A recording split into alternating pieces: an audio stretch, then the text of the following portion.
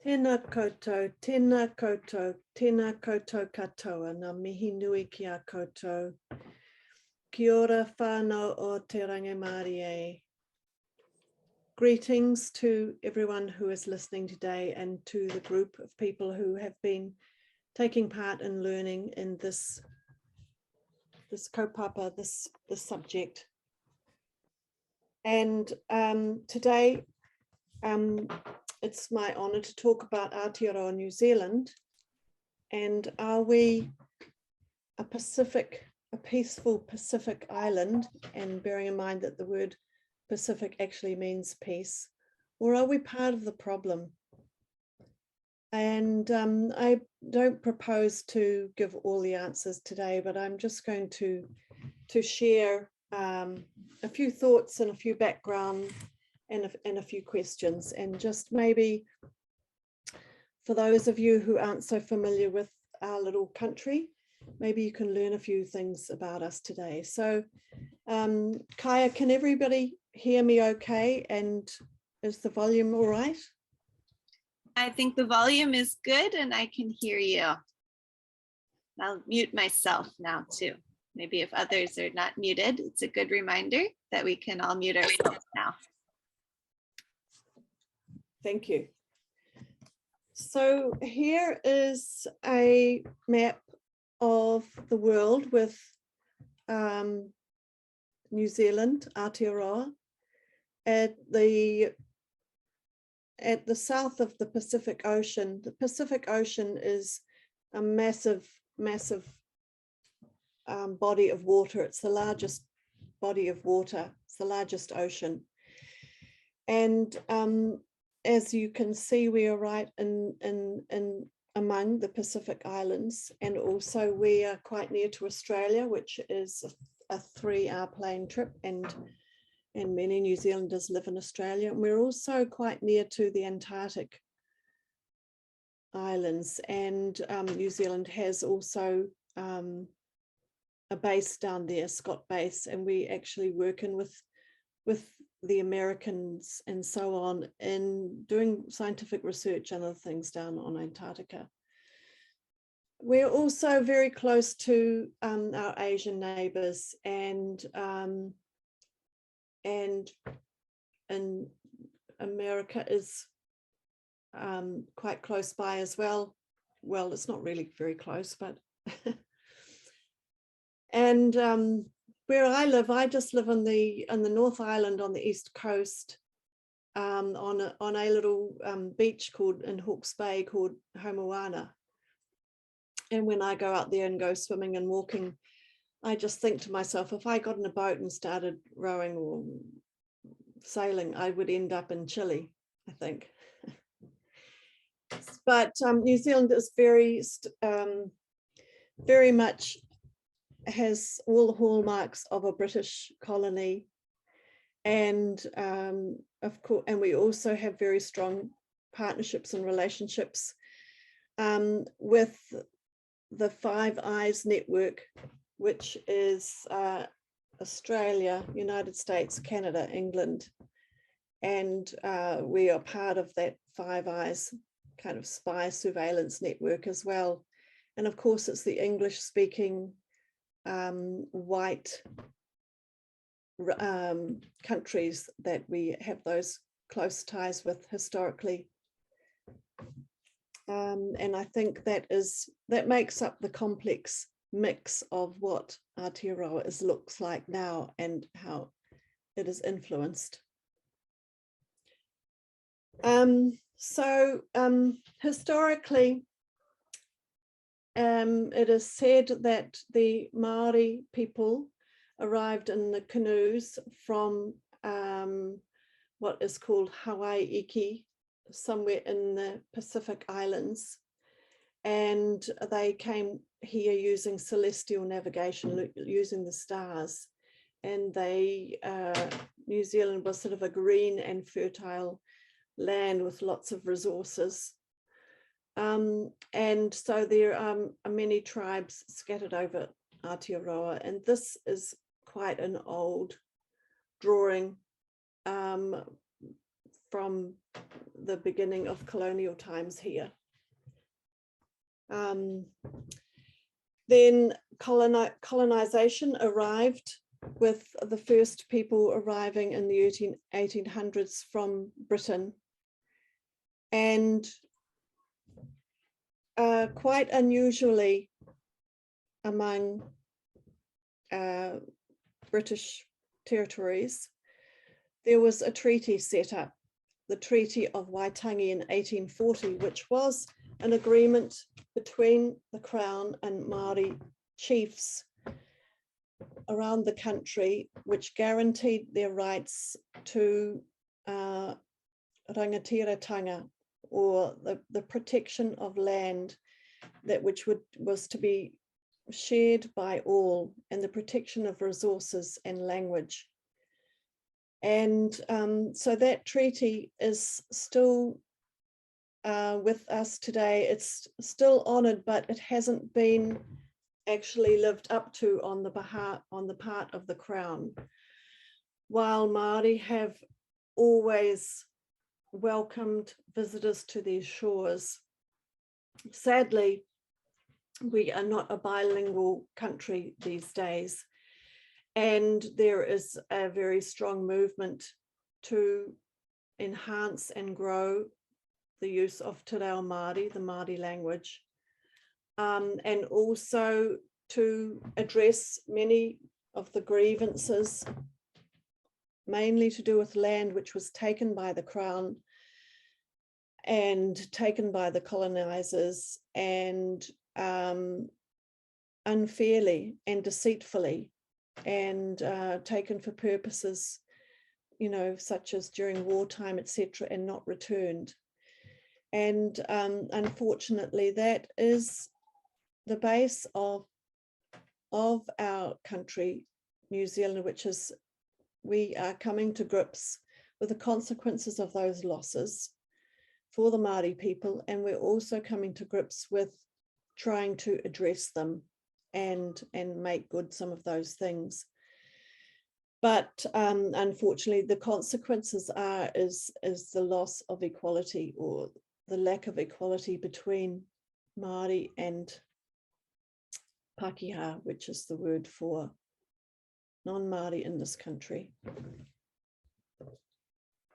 Okay, so some of our history in this country, we actually have quite a strong peaceful tradition among some of the people from this land, and particularly in the Chatham Islands, or Rekohu, which is an island which is out to the east of Aotearoa New Zealand, quite a long way out, maybe a couple of hours flight from New Zealand.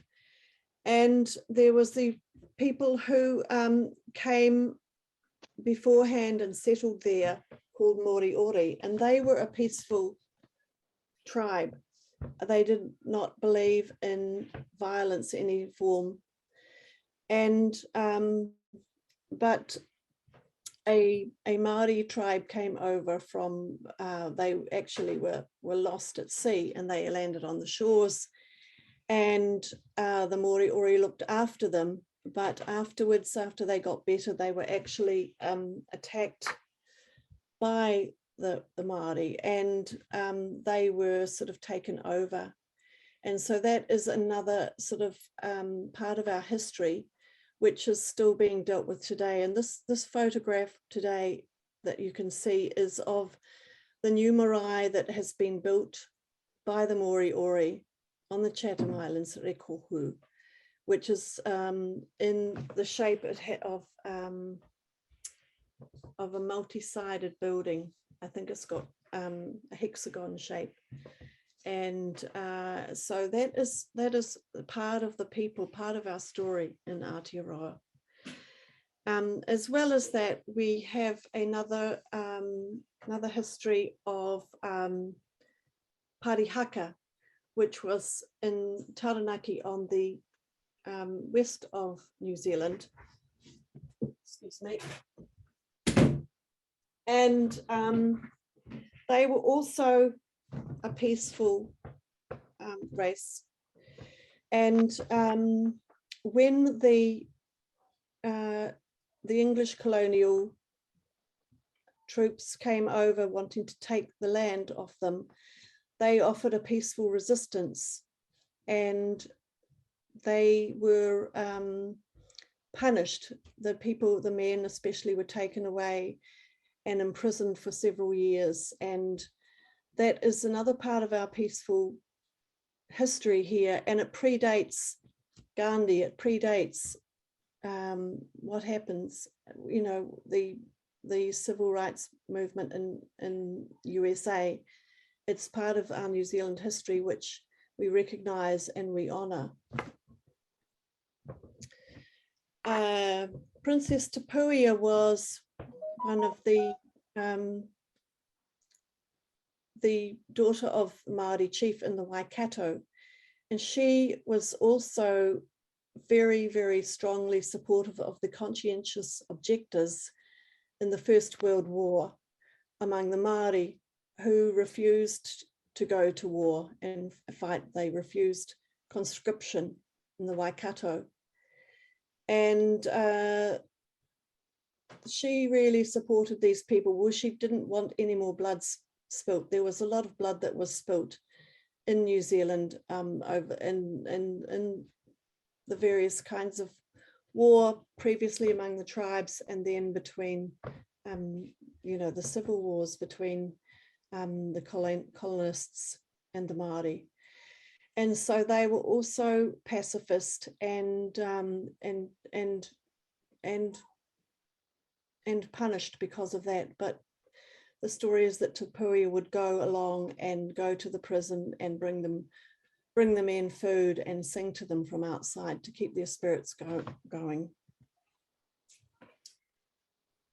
The conscientious objectors in New Zealand were also very badly treated, particularly during the First World War.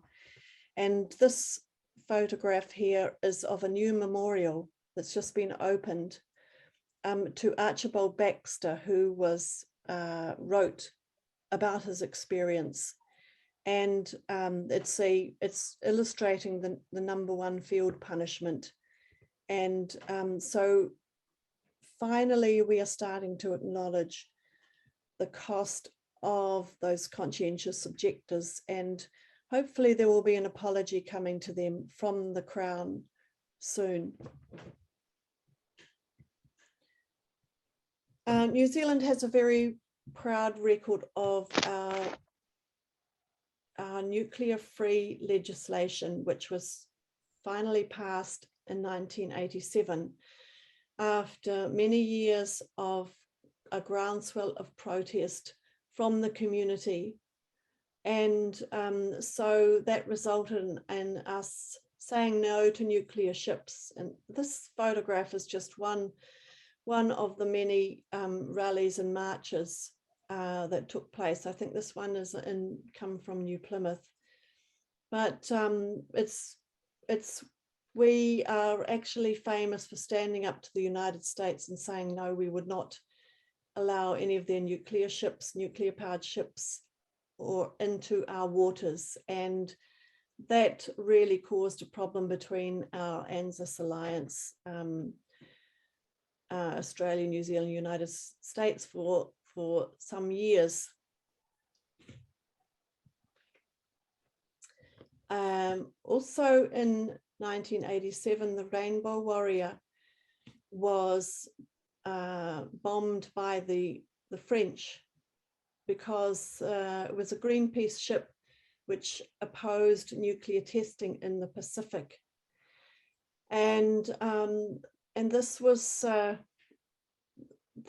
also very strongly supported, the movement, the protection of the Pacific, and the lack of acceptance of nuclear weapons, etc., was strongly supported by the public. But however, there was basically kind of a terrorism action from the French government when they sent out these agents to actually to bomb this ship. And there was one man who was killed during this. He was a photographer and he was on the ship. And so eventually there was some kind of restitution given from the French to the New Zealand government, and that fund is still used these days to support peaceful actions and peaceful activities. We have been part of the arms fair, the weapons expo trade, and there have been a number of protests over the years, and including one famous one by Valerie Morse, when she actually burned the New Zealand flag in front of Parliament one ANZAC Day. And she was convicted of a crime which she appealed to the Supreme Court, because she said that we should actually have the freedom of speech and to be able to protest these things, and she hadn't done any harm. So that was kind of a very extraordinary and powerful case that is also part of our legal history. And the arms fairs have been stopped in the meantime after years of protesting and increasing coalitions who joined together to protest these arms fairs. This picture is the last one in Palmerston North in 2018, and it was notable for the very the different number of organizations who came together to support this protest. And this picture here actually, I think, is an event on the square which was part of the interfaith community, and as well as there was bishops involved, there was tangata whenua, there was the various peace organizations, and as well as a very strong local organization which did a lot of lobbying to the local council that they shouldn't be using public venues for hosting weapons expos. And they actually put together the council set up an ethical venues policy as the result of local people lobbying them. This was in Auckland in 2016, one of the actions that a group of us did, Grannies for Peace and a peace picnic, and singing songs, as well as the strong actions, the frontline actions of actually physically stopping the arms dealers from going to the conference, which also happened during this week. And you can see in the background there is a big warship just behind. This is just right near the port in this picture. So this is another example of various ways of protest, creative ways, working with other organizations such as the Quakers and Women's International League for Peace and Freedom, as well as World Beyond War and the Peace Action Networks, etc. Coming back to ANZAC Day, ANZAC Day was set up over 100 years ago at the end of the First World War, as a recognition of those who died during the wars. And New Zealand also made a great contribution per head of capita of sending men over to the World War I and World War II, and women, and having great losses, which has had a great deal of effect our society. ANZAC Day was kind of dying away as all the old veterans died, but with the centenary of the First World War in 2014, there was start of a build-up of these bigger and bigger ANZAC Day parades, and young people and children and so on, and the descendants of the veterans coming along. And this is one of the dawn ceremonies in one of the areas. These ceremonies, they go on all over New Zealand, and every town, every village, every city has these war memorials, which people created after World War I and World War II. And so as a peace activist, it's kind of concerning for me to see these ANZAC Day ceremonies getting bigger and bigger. I had really hoped that ANZAC Day might be a day of working for peace and really commemorating peace and working out ways to be more peaceful. And that's one of the projects that I am working on, is a campaign to create a ministry of peace, where we teach and train everybody in every walk of life to use non-violent ways of dealing with problems and conflict. Okay, coming up to another thing that's concerning us. This is Mahia Peninsula, and this is where the rocket lab rockets are launched from. And in the front, you can see the flag saying, no military payloads here, Aotearoa Rocket Lab. And so Mahia is a small area also on the east coast of the North Island. And Rocket Lab was set up by a New Zealander, Peter Beck, who has worked very closely with the United States military, and it's now a United States company and a publicly listed company, which does a lot of testing of payloads from Mahia. And many of the payloads are from the US military, and they are being used for the research is used towards developing military capability.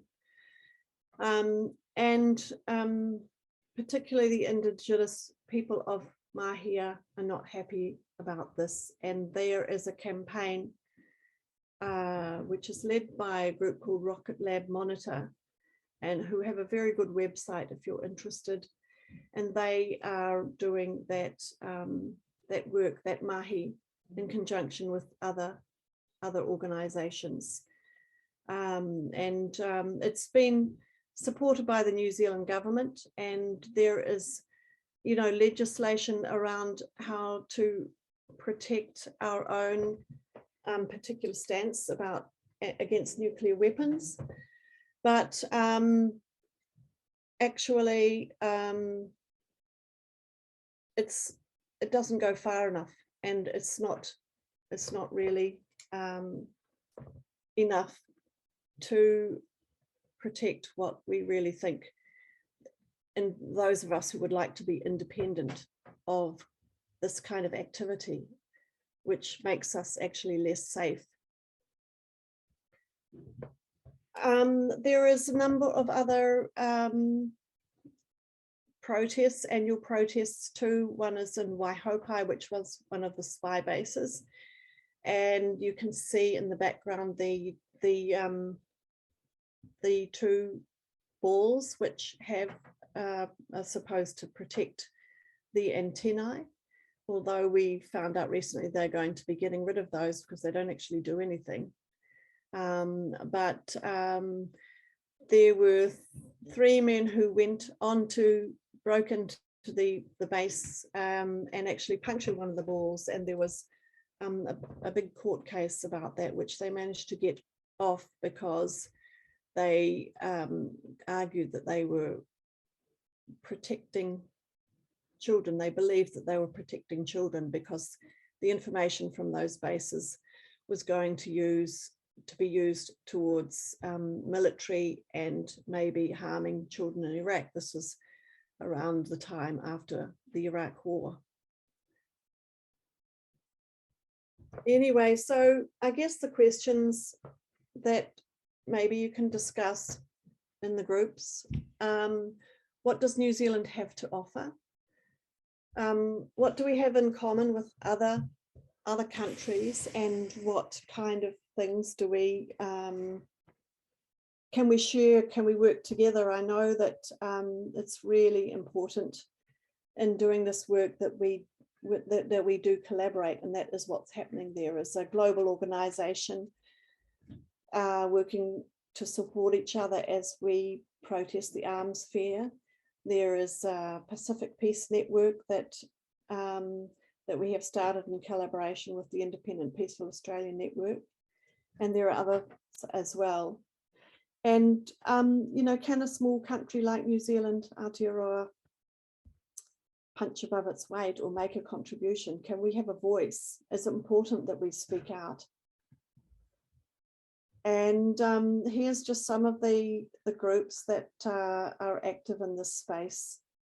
And you know, it's really important that we look at ways of being more active and working together and finding common ground. Here's some of the other ones. I mean, just recently we did a webinar supporting the Julian Assange campaign, and that was really important in terms of getting the information out about what is happening.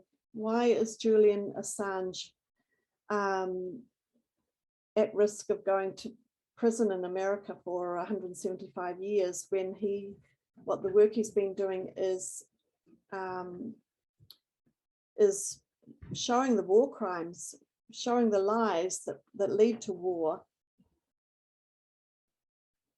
And anyway, I'm just going to finish up with, just bear with me, I'll just change the screen here.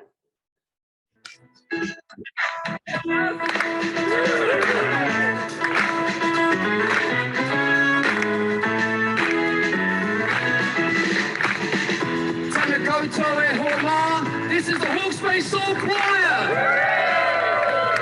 It's a privilege to be here today to celebrate peace, love, and unity.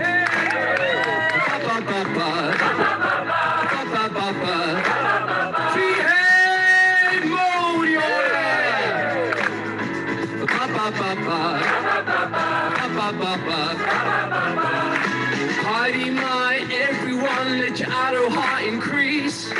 We're all here to celebrate all these posts of peace. You can sing and dance with us, everybody clap your hands.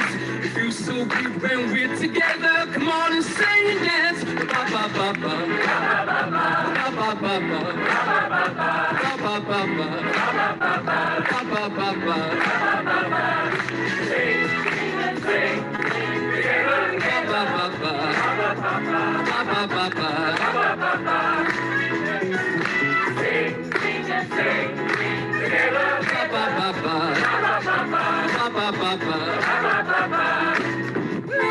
this fun with a harmonica?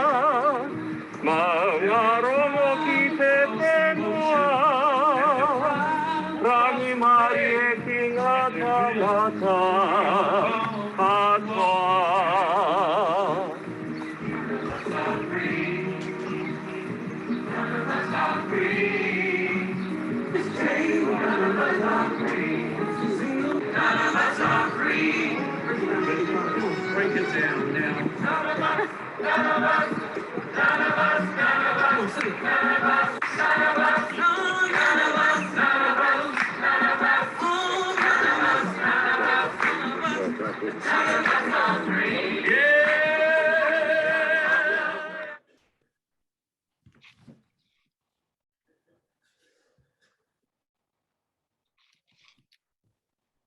Before I stop the recording, do you have any maybe final comments, Liz? Well, I wanted to end on a hopeful note because all of these